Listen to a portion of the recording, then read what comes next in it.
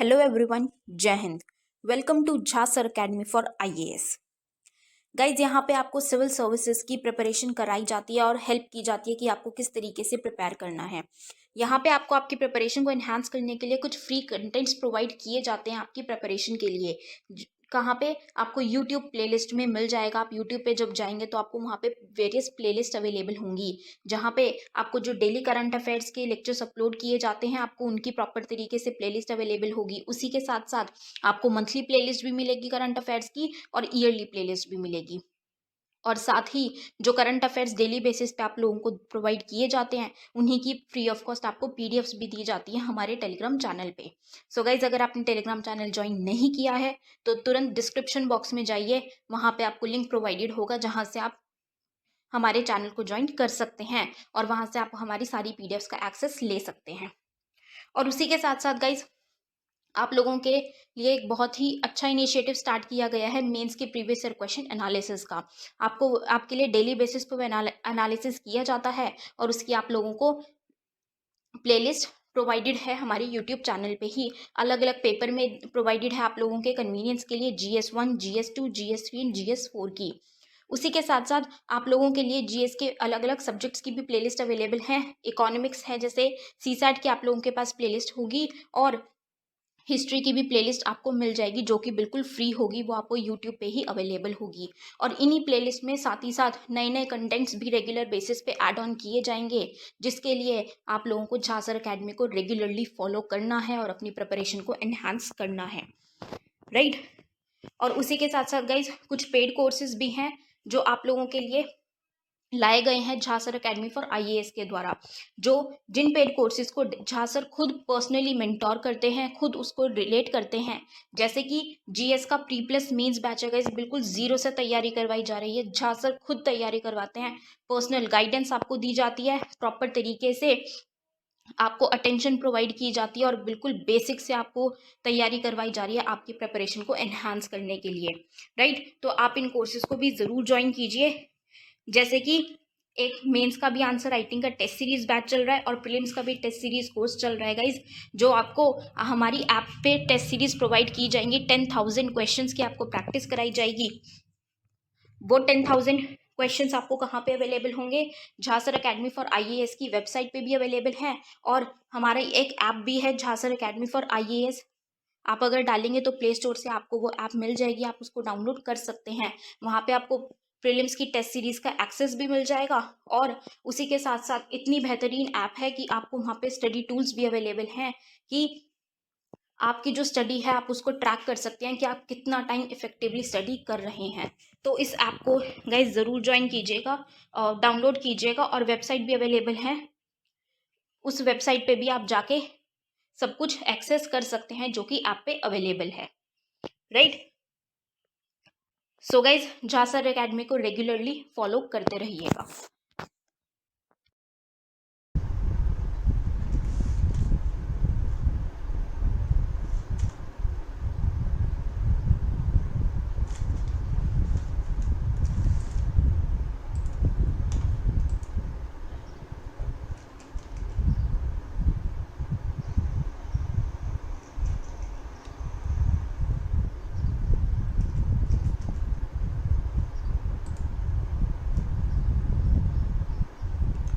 Good morning, नमस्कार, आप सभी का अभिनंदन है। और आज हम बात कर रहे हैं ब्रिटिश कॉलोनिज्म्स के सेकंड फेज़ के बारे में। हमने डिस्कस किया था कि किस तरीके से सेकंड फेज़ जो है, थोड़ा सा मैं पीछे का बैकग्राउंड लेके आता हूं। तो बैकग्राउंड में हमने देखा था कि कंपनी जो है पहले वाले फेज़ में मोनोपोली स्टेबलाइज करने की कोशिश करती है, करेक्ट है। मोनोपोली का मतलब ये है कि वो एकाधिकार चाहती है, उसके लिए उन्होंने वॉर पॉलिसीज, कई स्ट्रेटजीज़ को अपनाया। गुड मॉर्निंग, आप सभी का अभिनंदन है। दूसरा सेकंड वाले फेज में वो क्या है, कॉलोनिज्म्स के फेज के दौरान यहाँ पर इंडस्ट्रियल रिवॉल्यूशन हो चुका है, रॉ मटेरियल और मार्केट की कहानी हमने समझी है। तो ये है आपकी सेकंड फेज की कहानी, इसमें कोई दिक्कत नहीं होनी चाहिए। और इसी की वजह से हमारे कैपिटल जो मनी है, नेचर ऑफ द कैपिटलिज्म उसमें चेंज आया। अब हमें मर्केंटाइल कैपिटल्स या वाणिज्यिक पूंजी के स्थान पर जो है उद्योगों में पूंजी लगानी होगी। तो अभी हम व्यापार में पूंजी लगा रहे थे फर्स्ट फेज में, लेकिन अब हम जो है उद्योग इंडस्ट्रीज में जो है आपके मनी को लगाने की कोशिश करेंगे। तो ये है सेकंड फेज, और सेकंड फेज कुछ इस तरीके से आपको देखने को मिलेगा। ये तो हमने कहानी समझ ली है। अब आप देखिए, थोड़ा सा इसको जानने की कोशिश करते हैं। तो यहाँ पर आपको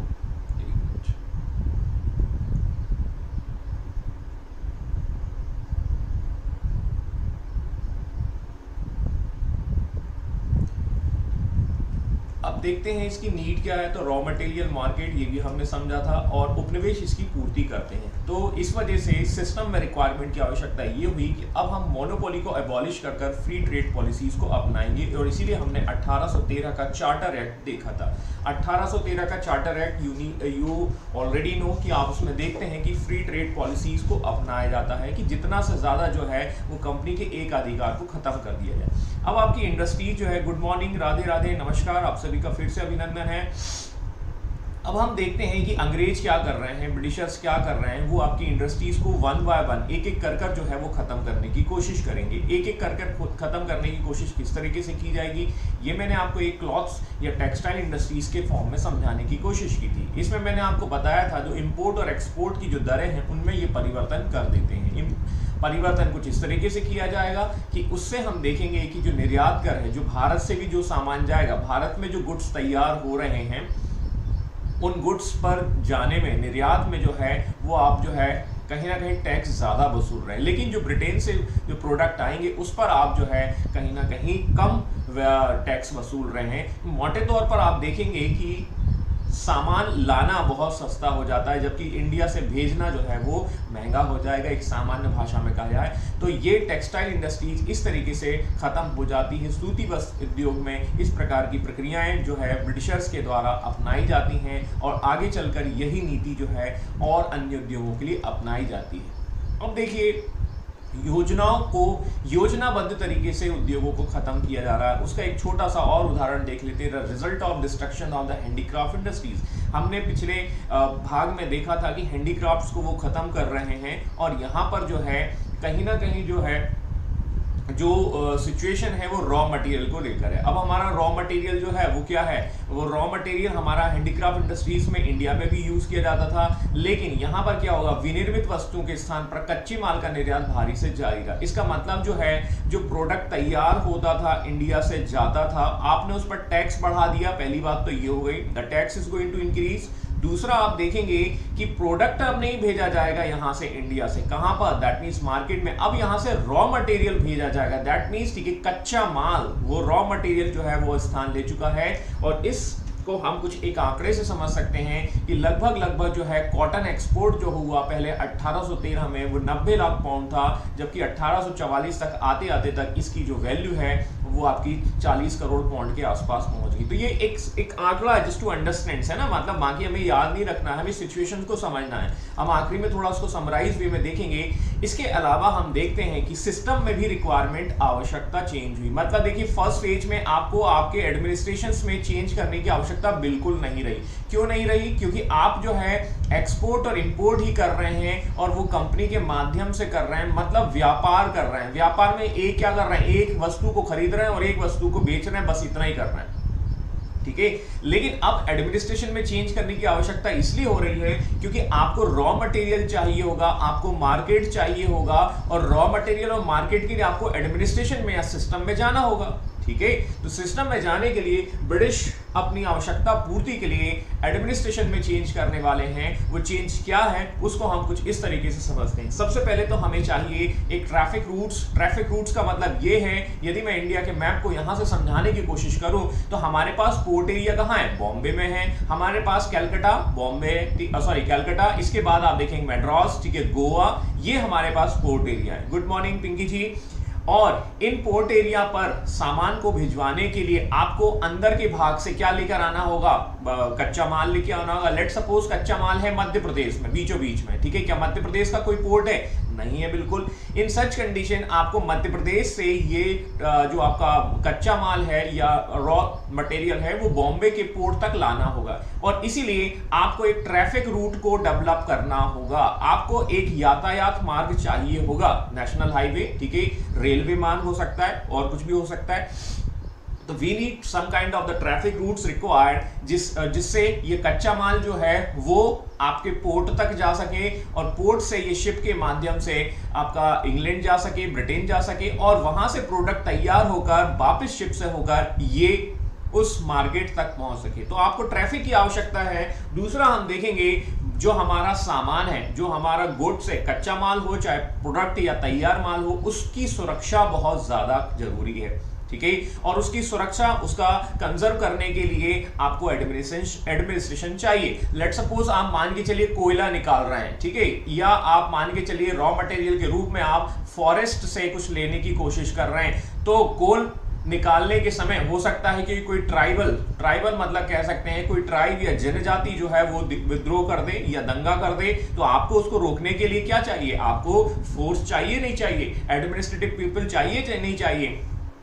इसी तरीके से जंगल में ट्राइब्स रहती हैं और ये जंगल की ट्राइब्स कहीं ना हंगामा ना कर दें, इसलिए हमें प्रशासन बहुत जरूरी है। और एडमिनिस्ट्रेटिव पीपल जो है उस माल की संरक्षण या उसको यूज करने वाले, that's why we need some kind of the administrative peoples to fulfil our requirement. मेरी बात समझ में आ रही है तो आप सभी मुस्कुरा दीजिएगा।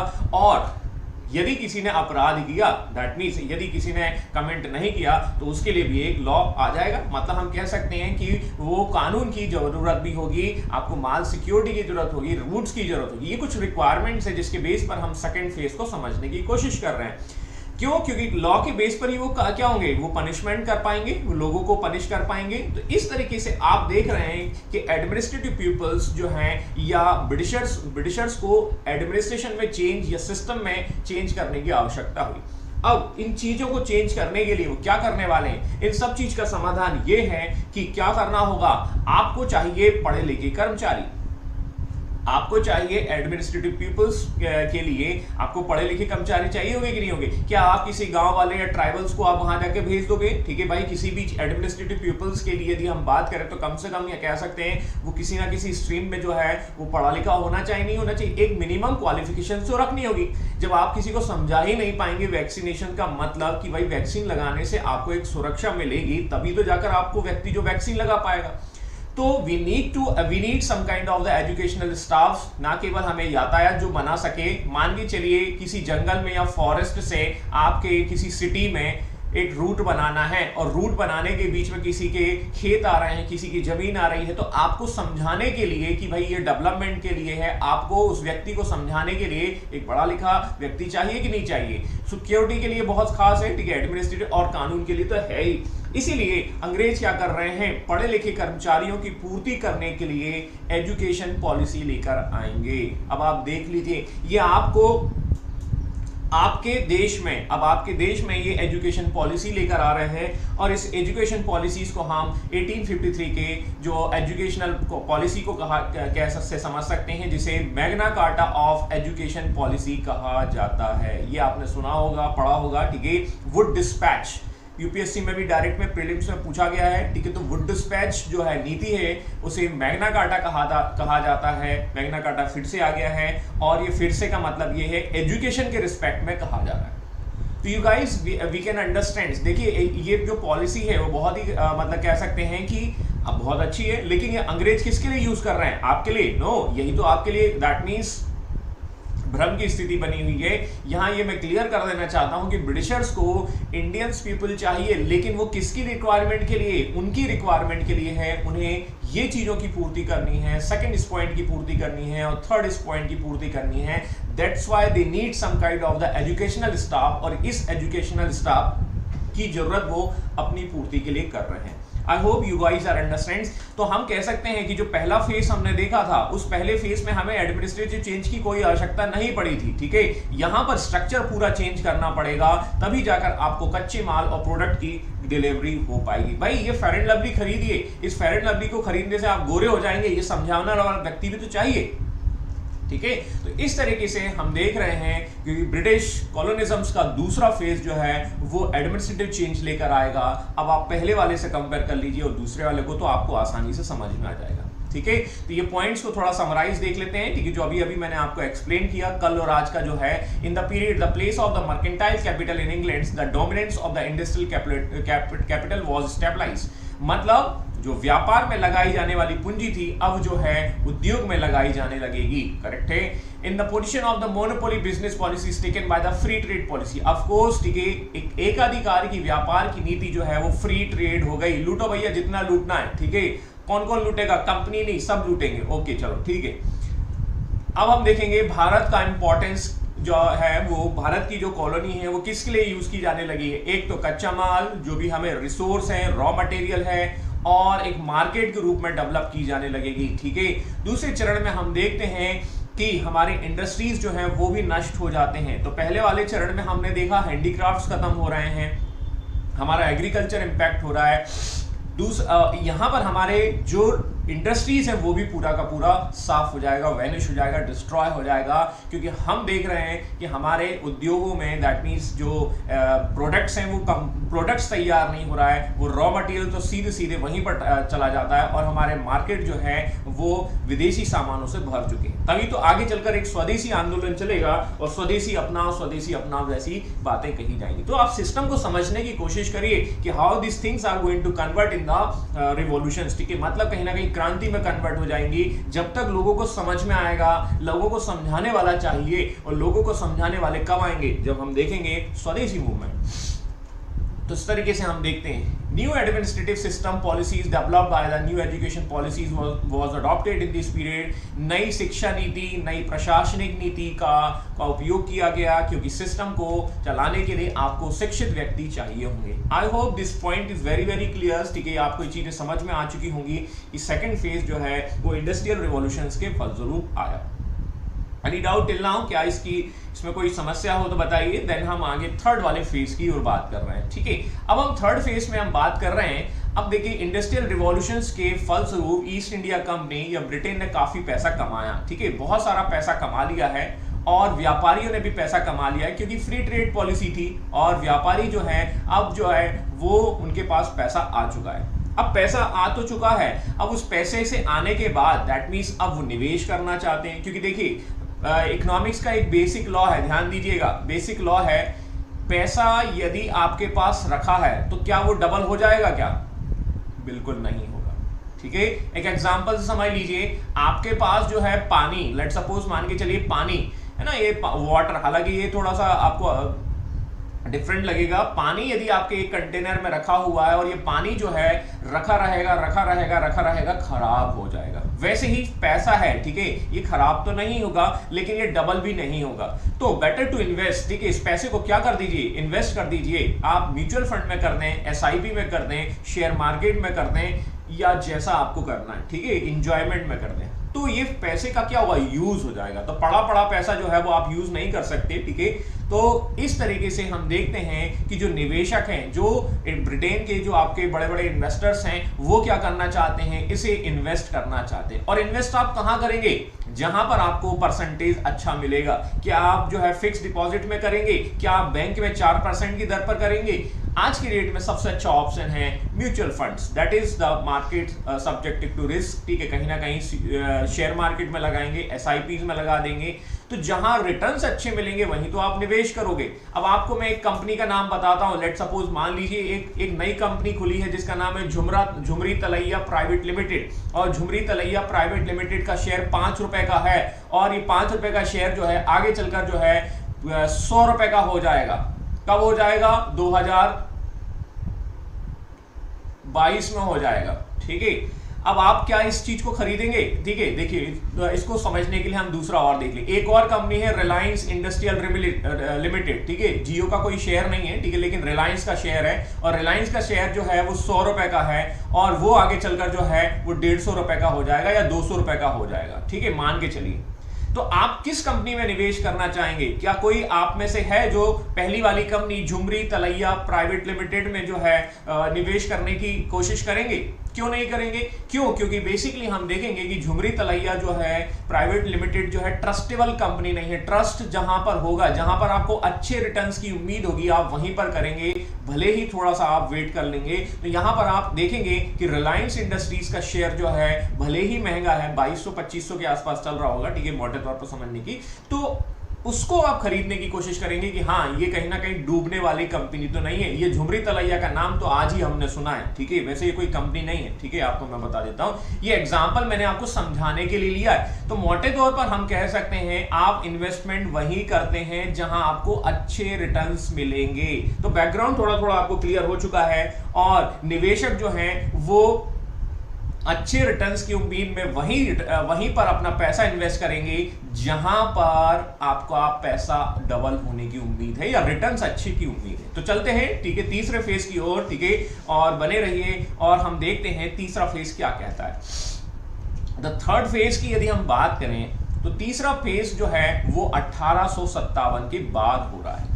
1857, ठीक है, ये हम देखते हैं रिवॉल्ट से संबंधित है, क्रांति की बात की जाती है। मंगल पांडे नाम का एक व्यक्ति आ जाता है और वो क्रांति की शुरुआत कर देता है, ऐसा हमने देखा है। और मंगल पांडे ने या इस रिवॉल्ट ने बहुत सारे एडमिनिस्ट्रेटिव चेंज किए हैं, और अब हमने देखा है कि कंपनी का जो शासन है वो एंड कर दिया गया है, कंपनी का शासन खत्म कर दिया गया है। अब हमें जो शासन है वो क्राउन के हाथ में चला गया है, और भी बहुत सारे एडमिनिस्ट्रेटिव स्ट्रक्चर्स में चेंजेस देखने को मिलते हैं। ये आपको पता है, ठीक है, 1858 का एक्ट पढ़ लीजिए, यू कैन इजीली अंडरस्टैंड। 1858 है ना, और यहां तक आते आते तक आप देखते हैं मुगल बादशाह भी खत्म हो चुका है, ठीक है, सेना का रीस्ट्रक्चर्स किया जाता है, पुनर्गठन किया जाता है, ये सब हम देख चुके हैं, ठीक है। तो इस वजह से because of this kind of revolts we need to change in our policies as well. हमें कहीं ना कहीं अपनी पॉलिसीज में भी परिवर्तन करना होगा। हाँ बिल्कुल, झुमरी तलैया में नहीं करेंगे, बिल्कुल सही कहा आपने, ठीक है। तो देखिए औपनिवेशिक नीतियों में अब हमें अपनी पॉलिसीज को चेंज करना होगा, और पॉलिसीज में चेंज करने के लिए हम क्या करेंगे, थोड़ा सा चेंजेस करने वाले हैं। तो अब हम देखेंगे कि इसमें मुख्यतः जो है हमारा जो टारगेट है वो किसान होंगे, क्योंकि देखिए क्या हो रहा है कि इस दौरान हमारा जो बेसिक स्ट्रक्चर था वो एग्रीकल्चर था, और एग्रीकल्चर मतलब बहुत ज्यादा लोग, मैक्सिमम लोग जो हैं वो इसी में आपके इन्वॉल्व हैं और इसी में आपके देखने को मिलेंगे। तो यहाँ पर कहीं ना कहीं जो है नीतियों में परिवर्तन तो करना है, सभी में करना है, लेकिन मेनली फोकस हमारा पीसेंट्स पर होगा, किसानों पर होगा, और इस तरीके से हम यहाँ पर देखने वाले हैं। The consist of the conservative reactionary elements, क्योंकि हम देखेंगे कि रूढ़िवादी प्रतिक्रियाओं का तत्वों से मेल मिलाप हो गया। मतलब हम कह सकते हैं कि यहाँ पर जो है मोटे तौर पर इसको ऐसे समझने की कोशिश करिए कि किसान वाली जो नीति है उसको चेंज करने के लिए, मतलब जो हमारा एग्रीकल्चर वाला पार्ट है, ठीक है, उस पर हमें ज्यादा फोकस करना होगा। और दूसरा हमें देखना है, ठीक है, देखो क्या होगा कि हमें सिस्टम में, हमें ये बताना होगा कि सिस्टम में हमें कुछ चेंजेस करने हैं, और सिस्टम में चेंज करने के लिए हमें उनकी मेंटलिटी को भी चेंज करना होगा। और इसी वजह से हम थोड़ा सा देखते हैं to serve the develop to meet the commercial and the social need. समाज की आवश्यकताओं और व्यापार की आवश्यकताओं को मिला जुला बनाकर हमें क्या करना होगा, ऐसा कुछ काम करना होगा। एक एक एग्जांपल से समझते हैं, ये देख लीजिए, मैं आपको बार बार एक एग्जांपल देता हूं, वो है कोलगेट। देखो कोलगेट वाला क्या बोलता है, कोलगेट वाला बोलता है कोलगेट के आने के पहले जनता जो है वो दातुन का उपयोग करती थी, या कह सकते हैं कि दातुन का ही उपयोग करती थी, ठीक है। उस समय कोई पेस्ट नहीं हुआ करता था, कोई पाउडर यूज नहीं किया जाता था। सबसे पहले यदि आप देखेंगे कोलगेट जो है वो एक पाउडर लेके आया, ठीक है, और बोलता है कि भैया या जनता जो है कोयले का भी उपयोग करती थी अपनी दांतों को चमकाने के लिए, ठीक है। अब यहां पर आप देखेंगे कि पाउडर का उपयोग जो है कोलगेट ले बोला कि देखो आपके दांत चमकाने हैं तो आपको कोयला जैसा काली चीज नहीं चाहिए, आपको एक व्हाइट चीज चाहिए, तभी तो आपके दांत चमकेंगे मोतियों जैसे, ठीक है। और इस तरीके से वो पाउडर लेके आते हैं व्हाइट कलर का और दांत चमकाने की कोशिश करते हैं। फिर धीरे से क्या करते हैं, उसी को पेस्ट में कन्वर्ट कर देते हैं। बोला देखो that is very easy to use, it is very easy to, that means ठीक है, ये वेस्ट नहीं होता, ये कैरी करने में आसान है, पाउडर तो उड़ जाता है। अब आप देखो यहां पर आप समाज की आवश्यकताओं को भी पूरा कर रहे हैं, द रिक्वायरमेंट आप पूरा कर रहे हैं। दूसरा आप देख रहे हैं कि आप अपना कोलगेट भी बेच पा रहे हैं। तो जनता या समाज जो है वो बहुत खुश है, बोला अच्छा व्हाइट वाला लगा, ठीक है, ओके, ठीक है, पेस्ट बना दिया। इसके बाद क्या बोले, बोला इसमें क्या है, इसमें आपका नीम भी है, अच्छा वो नीम जो हम प्राचीन काल में यूज करते थे, बोला देखो फिर से आ गया, ठीक है।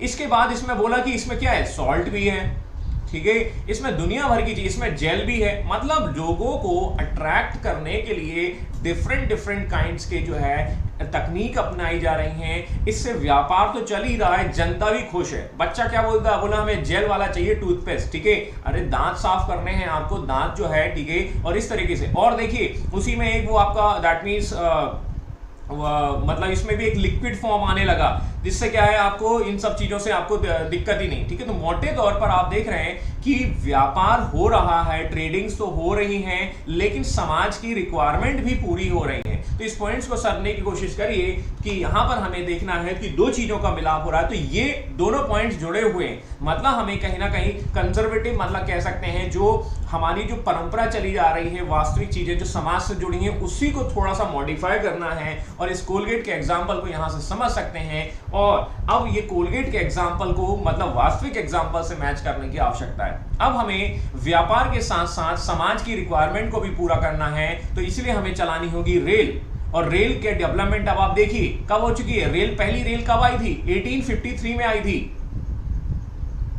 और विश्व में पहली ट्रेन 1820 में आई थी, जो ब्रिटेन में चली थी। और ब्रिटेन में चलने के लगभग 23 साल बाद ही आपको भारत में पहली रेल जो है मिल जाती है। 23 साल बाद देखिए कितना तेजी से डेवलपमेंट हुआ।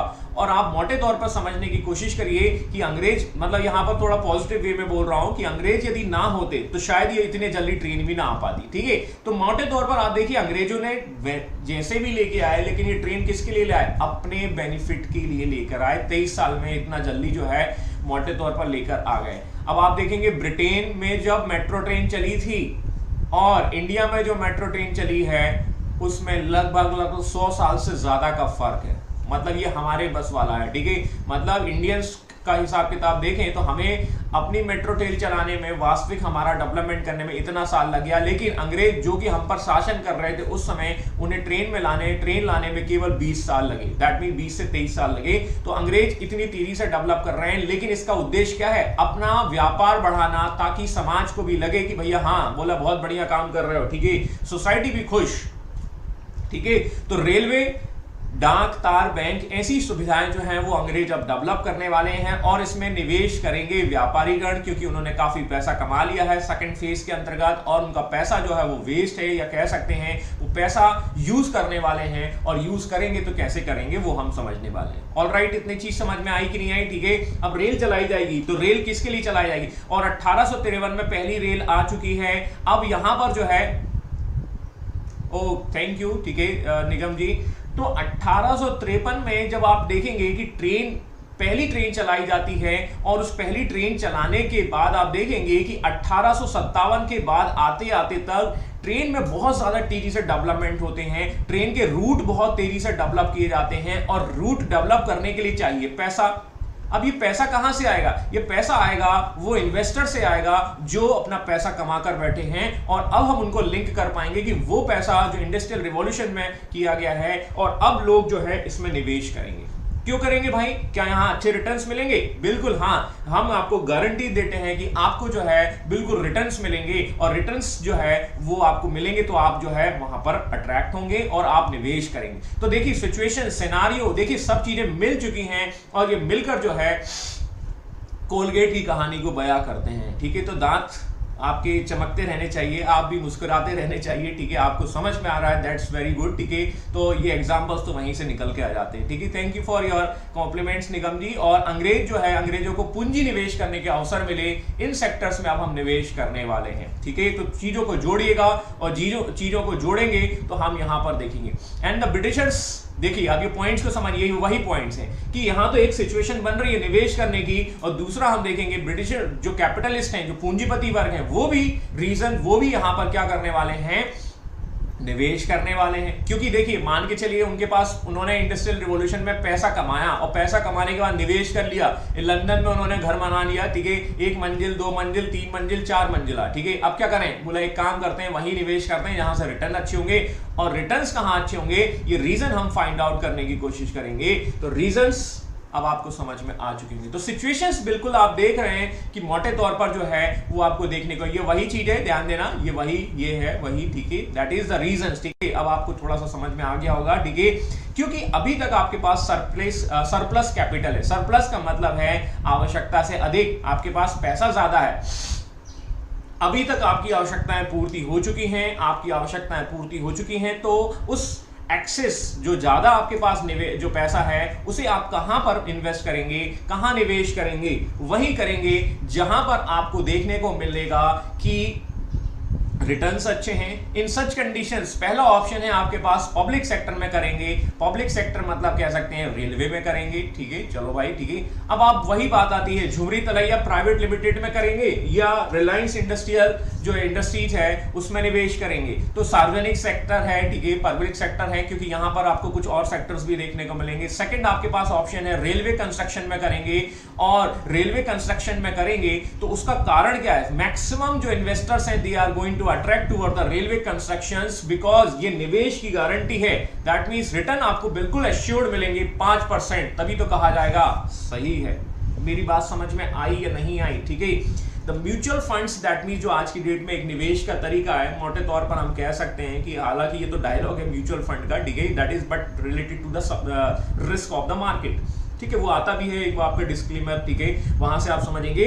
तो लेकिन उस जमाने के हिसाब से एश्योर्ड रिटर्न्स कहां मिल रहे हैं आपको, निवेश जो है उस पर 5% बिल्कुल फिक्स दिया ही जाएगा। इससे ज्यादा हो सकता है बट 5% तो प्रॉफिट मिनिमम मिलेगा ही, और वो लाभ की गारंटी है। तो आप पब्लिक सेक्टर्स की जगह कहां पर जाएंगे, रेलवे पर ज्यादा फोकस करेंगे, and the most of the investors are going to pivot towards the railway sector. और इस समय आपको रेलवे सेक्टर्स में बहुत ज्यादा डेवलपमेंट देखने को मिलते हैं, इंडस्ट्रीज भी डेवलप हो रही हैं। तो मोटे तौर पर पब्लिक सेक्टर्स, रेलवे, उद्योग, इनमें निवेश करने को बोला जाए तो आप वहीं जाएंगे जहां पर आपको रिटर्न्स मिलेंगे। और इस समय तेजी से काम होता है रेलवे ट्रैक्स बिछाने का, ये आपको पता होना चाहिए। समझ में आया कि नहीं आया, ठीक है। और रेलवे ट्रैक्स बिछाए जाने लगते हैं, और इस समय आप देखेंगे इन रेलवे ट्रैक्स का उपयोग क्यों किया जाएगा वो आपको पता है। करेक्ट है, मेरी बात समझ में आ चुकी होगी अब, ठीक है।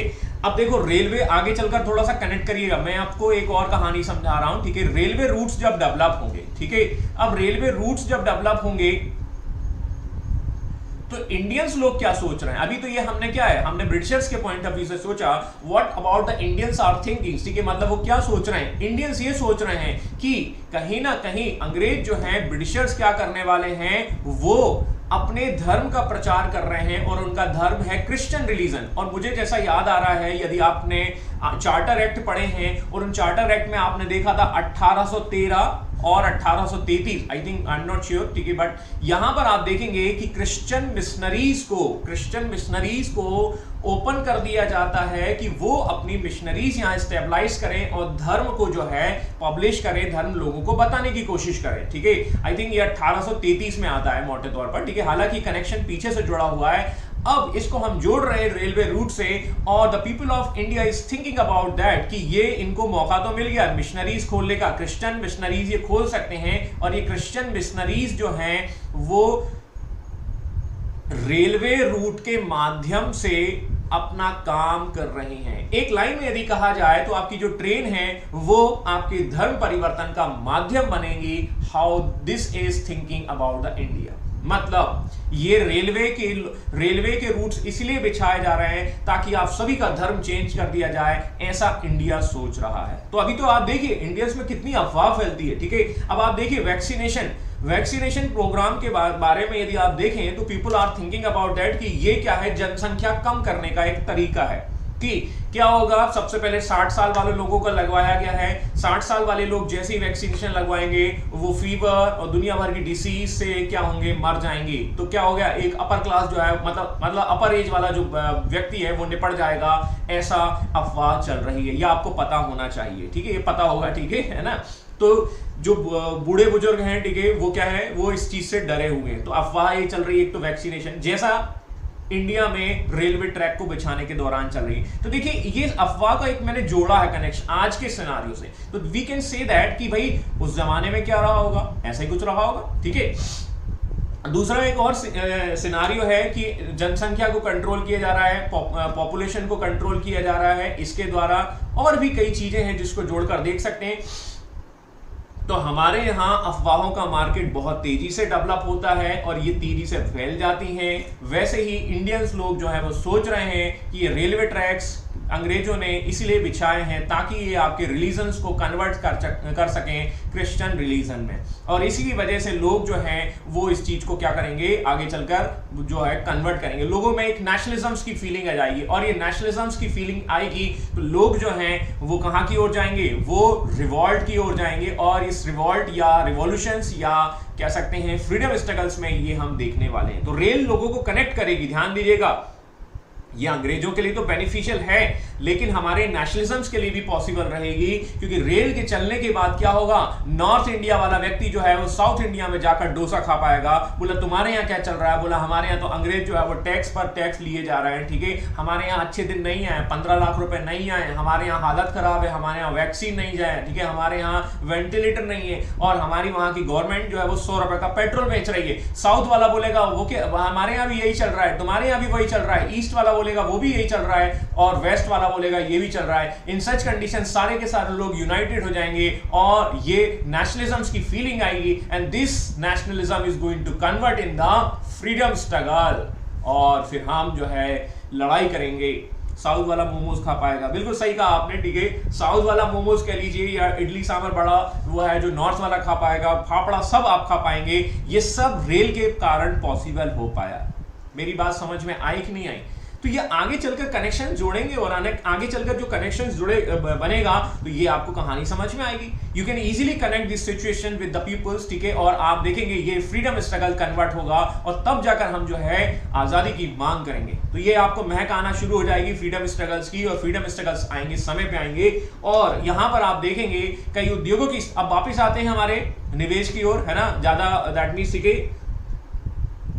तो अब हम देखेंगे कि लोग रेल में निवेश कर रहे हैं, और रेलवे का डेवलपमेंट बहुत तेजी से होता है, आपको ये पता होना चाहिए, ठीक है। डलहौजी के टाइम पर काफी तेजी से डेवलपमेंट होते हैं, ठीक है, उसके बाद आपको देखने को मिलेंगे, तो ये डेवलपमेंट आपको देखने को मिले। उद्योगों की स्थापना भी हो रही है उसी समय पर, और टिस्को जैसे प्लांट आपको देखने को मिलेंगे। और टिस्को देखो, अब देखो क्या हो रहा है, अब ये टिस्को की कहानी भी समझ लेते हैं, किस तरीके से ये टिस्को जो है वो आपका डिस्को करता है, ठीक है। कैसे करेगा, होता यह है कि देखो 1907 में टिस्को जो बनाया जाता है, और टिस्को का नाम क्या है, दैट मींस, ठीक है, आपका इसके जो प्रोडक्ट है मान के चलिए, ठीक है।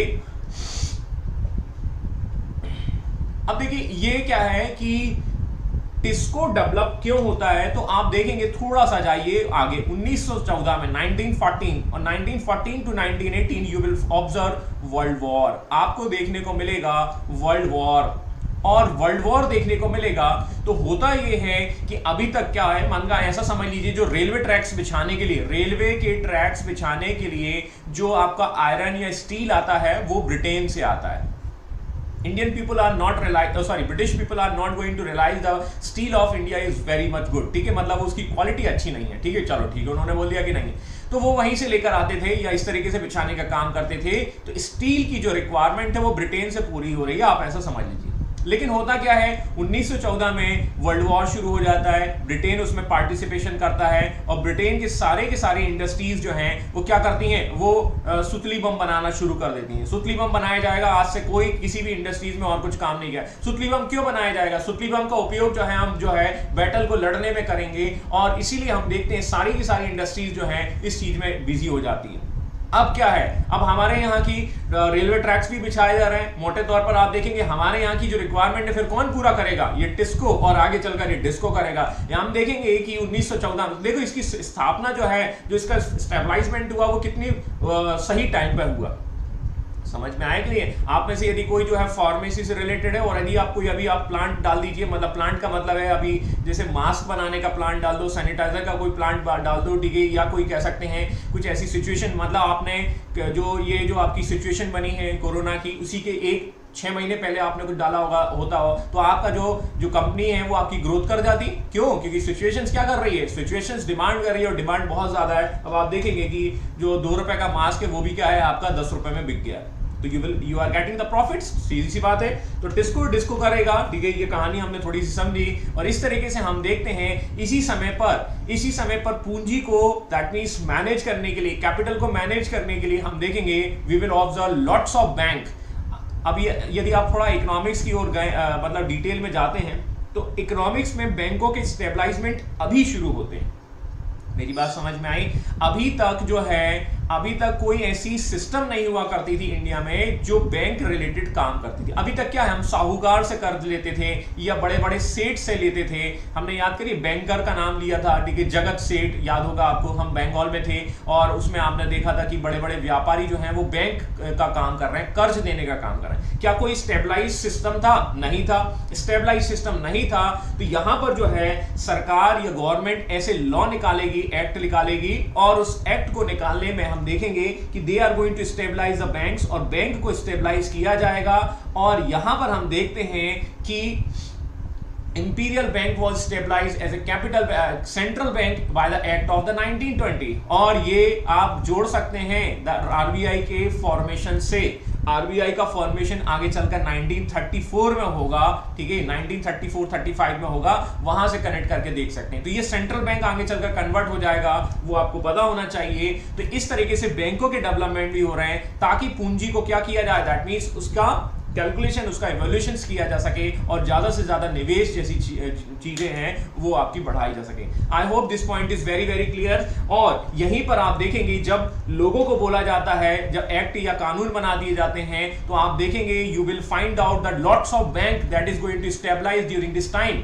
1895 में ये एक बैंक बनेगा, पंजाब नेशनल बैंक, बड़ी चर्चा में रहता है, ठीक है, बहुत सारे लोग जो है इसको लूट कर चले गए। ये 1895 का पंजाब नेशनल बैंक है जिसमें हम देखेंगे कि भारत के लोग भी जो है साझेदारी करते हैं। आई थिंक जो हरकिशन करके नाम एक व्यक्ति आता है, इनका नाम आता है इसमें, इनकी स्टेबलाइजमेंट में, ठीक है, इकोनॉमिक्स में है, वो मुझे याद नहीं आ रहा, ठीक है, बट आप थोड़ा सा पॉइंट को समझने की कोशिश करेंगे।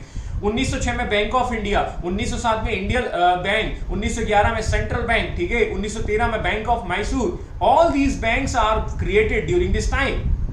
और दूसरा आप देखिए कि इनको हवा और कब मिलेगी, इनको हवा और तब मिलेगी जब 1905 के बाद हम देखते हैं कि बंगाल का विभाजन हो जाता है, बंगाल का सेपरेशन हो जाता है, that means the separation of the Bengal. और बंगाल के सेपरेशन के बाद स्वदेशी मूवमेंट शुरू होगा। और स्वदेशी का मतलब क्या है, अपना, दैट मींस, ठीक है, अपने देश का। पतंजलि टूथपेस्ट यूज करना है, कोलगेट कोई यूज नहीं करेगा। स्वदेशी मूवमेंट के दौरान ये सब किया जाता है। अब हम जो है बैंक जो है वो ये वाले यूज नहीं करेंगे अंग्रेजों वाले, अब हम अपने नाम से बनाएंगे। और अपने नाम से क्या बनाएंगे, क्या झुमरी तलैया के नाम से बनाएंगे? नो, हम अपने रीजन के नाम से जो है बैंक बनाएंगे और इसीलिए हमारे बैंक का नाम होगा पंजाब नेशनल बैंक।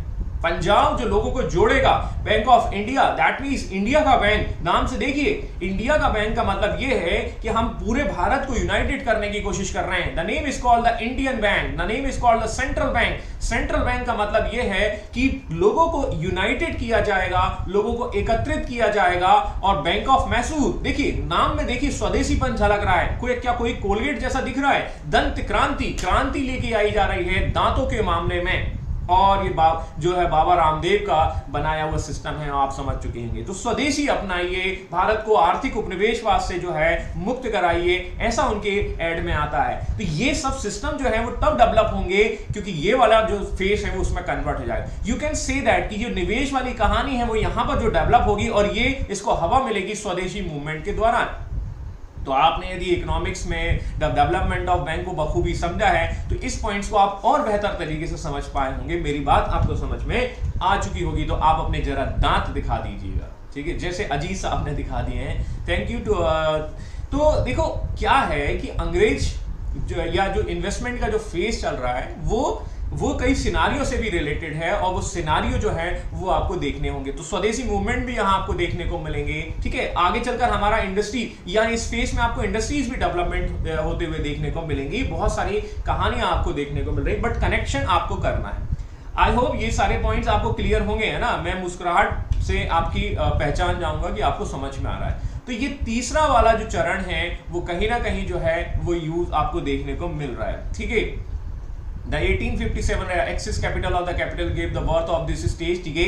मतलब ये तीसरा वाला चरण जो है वो 1857 की क्रांति के फलस्वरूप हो रहा है, जो अभी मैंने समझाया है। अब हम उसको समराइज कर रहे हैं, मतलब बाय द पॉइंट्स, ठीक है। कपड़ा, लोहा की चीनी, बर्तन उद्योग नष्ट, आयात कर में कमी और निर्यात कर बढ़ने से नष्ट हो गई, ये आपको पता है, ठीक है। कहीं ना कहीं देखिए इस चरण में निवेश सबसे ज्यादा important, large scale of the investing in the large scale India और the British capital was the main feature of this phase. Okay साहब, ठीक है। इस निवेश के लिए सबसे ज्यादा लोगों ने रेलवे को चुना। ठीक है, रेलवे के अलावा भी बहुत जगह इन्वेस्टमेंट हो रहे हैं, जैसे बागान, चाय के बागान। ठीक है, अब देखो यहाँ पर चाय, ठीक है, यदि आप देखेंगे चाय की जो है जो फार्मिंग की जाती है, तो वो चाय जो है वो कैश क्रॉप्स में गिनी जाती है।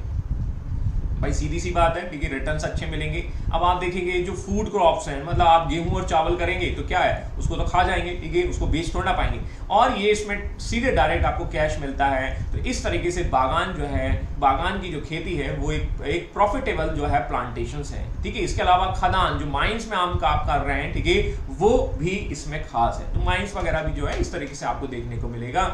लेकिन रेलवे में पूंजी जो है वो बिल्कुल जो है एश्योर्ड है, और मतलब कह सकते हैं लाभ की गारंटी है, इसीलिए लोग कहेंगे बहुत सही है। ठीक है, और जब सही है तो आदमी क्या करेगा, इसी में निवेश करेगा। जैसा आज की डेट में लोग म्यूचुअल फंड की ओर जो है अट्रैक्ट हो चुके हैं।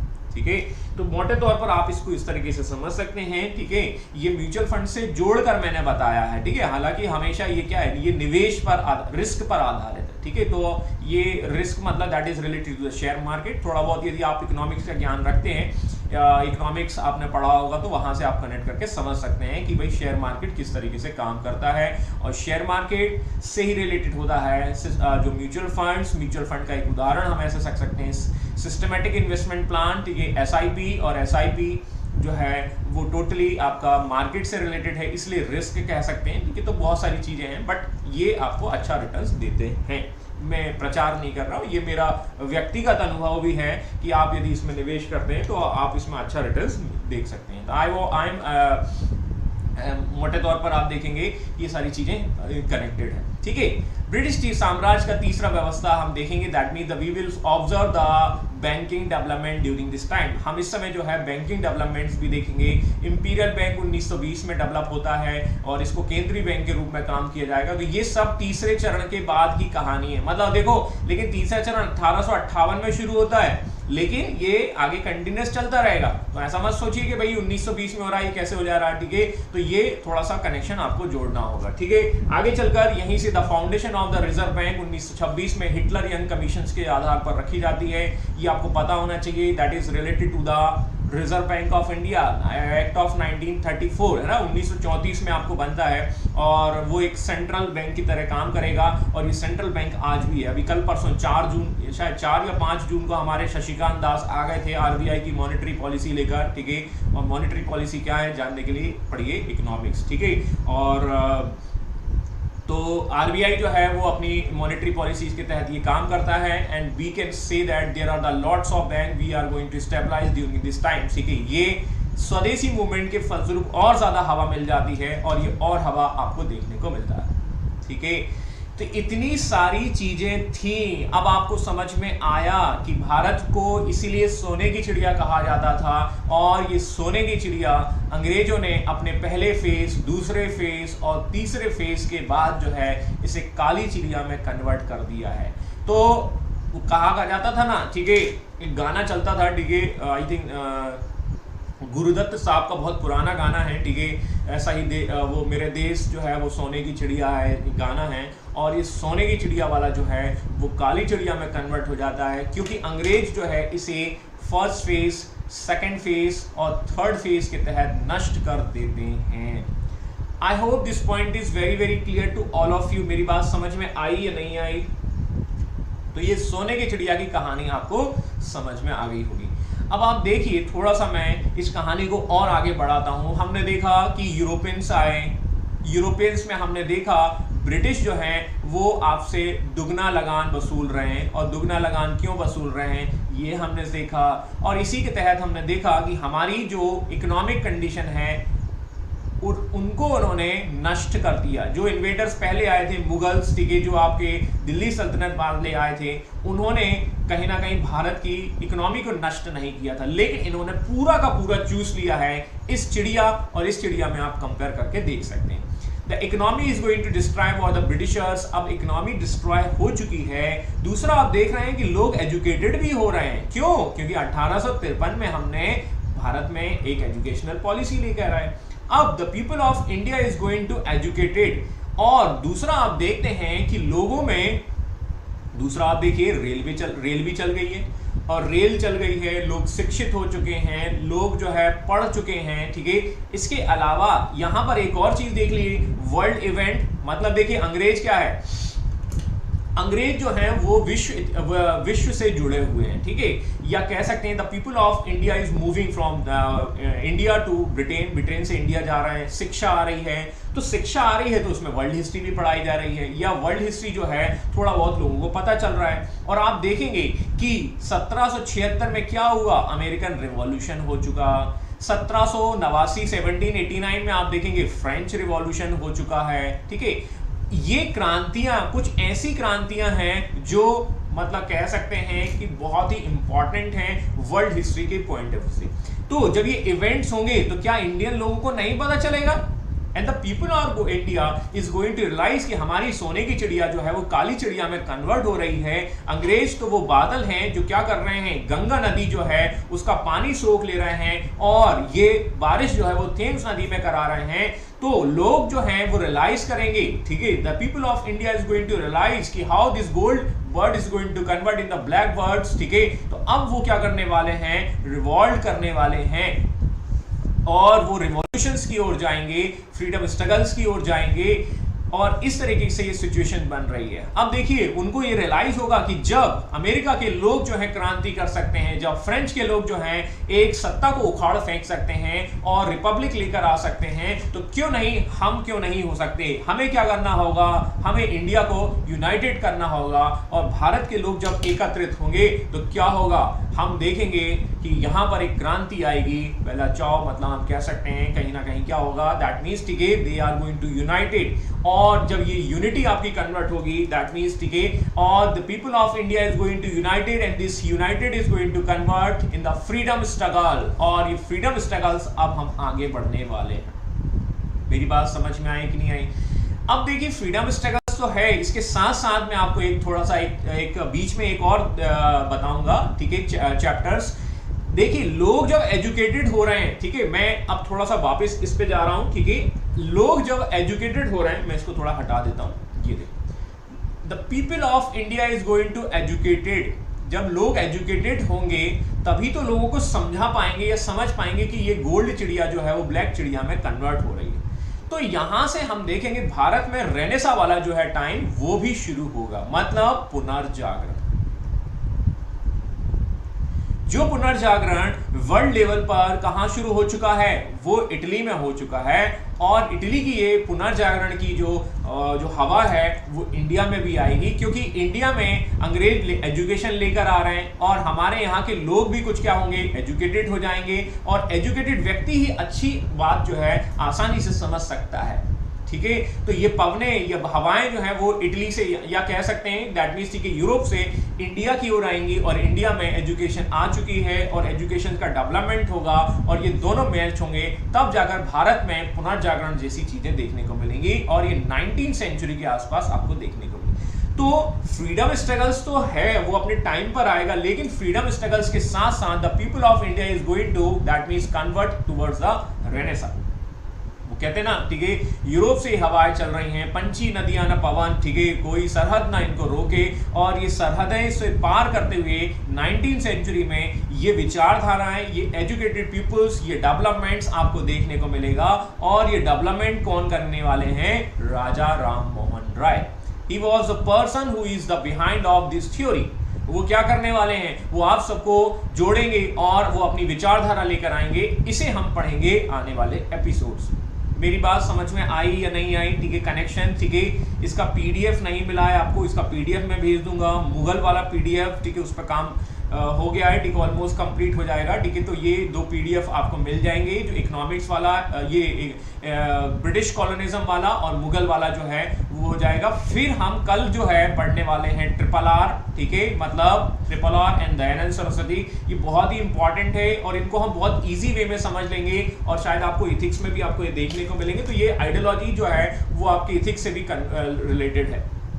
और यदि आपने ये आपको याद होगा तो मैंने आपको एक कहानी बताई थी, ट्रेन वाला बस वाला, है ना, वो ट्रेन वाला बस वाला की कहानी को मैं आपको यहाँ पर यूज करके आसान भाषा में आपको ट्रिपल आर की आइडियोलॉजी समझा दूंगा, दयानंद सरस्वती की आइडियोलॉजी समझा दूंगा, और यदि आपको ये समझ में आ गया है तो 19th सेंचुरी के आप रेनेसां को समझ लेंगे। I hope this point is very very clear to all of you. सारी चीजें आपको, अब जब आप एजुकेटेड हो चुके हैं, आपको समझ में आ चुका है कि जियो कंपनी क्या कर रही है, आपका आर्थिक शोषण कर रही है, तो आर्थिक शोषण जब होगा तब जाके आप क्या करेंगे, उस जियो की सिम को निकाल कर फेंक देंगे, ठीक है, और आप क्रांति की ओर बढ़ चुके हैं, ठीक है। तो यस, ठीक है, अजीत जी बिल्कुल सही, ठीक है, शिवानी जी, पिंकी जी, ठीक है। तो मेरी बात समझ में आई होगी, ठीक है। तो आप ये कहानी, ये सिचुएशन जो है फ्रीडम स्ट्रगल की और मूव ऑन हो जाएगी, ठीक है। तो ये अब हम कल करेंगे, ठीक है। तो कोई वाली डाउट, कोई समस्या, कोई क्वेरी हो तो बताइए।